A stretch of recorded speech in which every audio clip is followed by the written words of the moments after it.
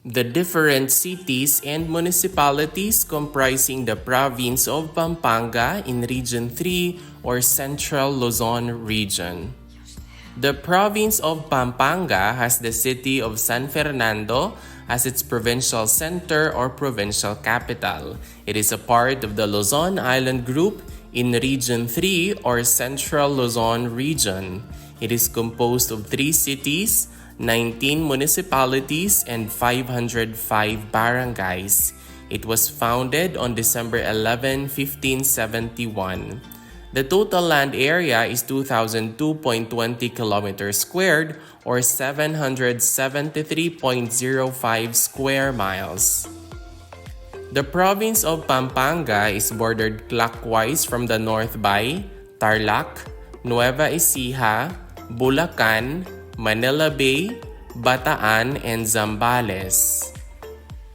Here are the different cities and municipalities comprising the province of Pampanga in Region 3 or Central Luzon region.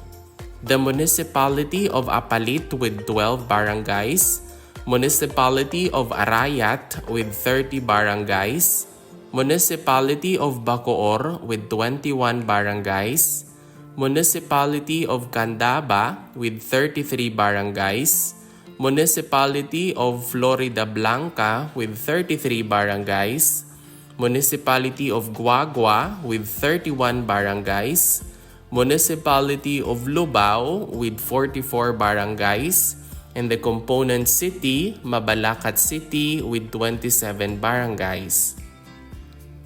We also have the municipality of Macabebe with 25 barangays, municipality of Magalang with 27 barangays, municipality of Masantol with 26 barangays, municipality of Mexico with 43 barangays, municipality of Minalin with 15 barangays, municipality of Porac with 29 barangays, the provincial capital, San Fernando City, with 35 barangays, and the municipality of San Luis with 17 barangays.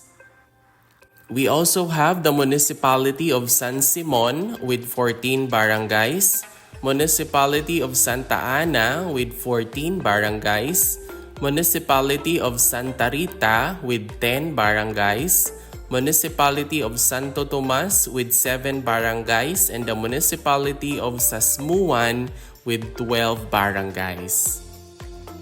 And that is all about the different cities and municipalities comprising the province of Pampanga in Region 3 or Central Luzon region.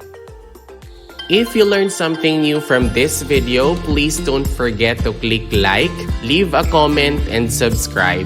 Moreover, you might also want to watch the next video on the screen. Maraming salamat, thank you for watching, and see you in the next video.